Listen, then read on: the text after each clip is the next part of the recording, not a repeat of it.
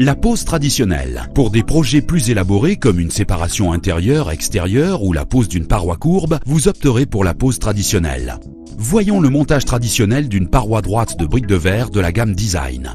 Préparez votre outillage. Munissez-vous d'un niveau, d'une perceuse, d'un perforateur, d'une auge, d'une truelle. Vérifiez les niveaux du sol, l'aplomb du mur et l'équerrage de vos supports. Placez et fixez horizontalement et verticalement le profil U.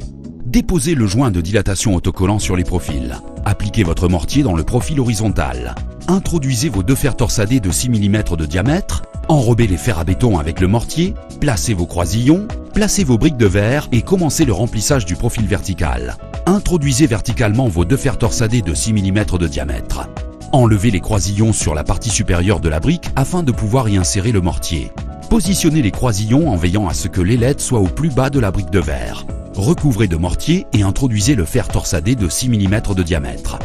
Stoppez la maçonnerie à partir de la 4e rangée pour une durée de 12 heures.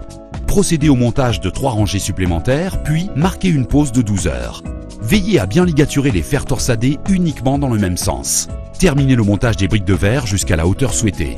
Ôtez les plaques externes des croisillons. Procédez au nettoyage de la paroi. Il est désormais temps de passer à la finition de la cloison et de procéder au jointement.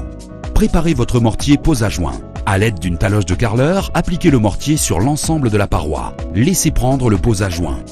Nettoyez alors votre cloison à l'aide du nettoyant brique de verre.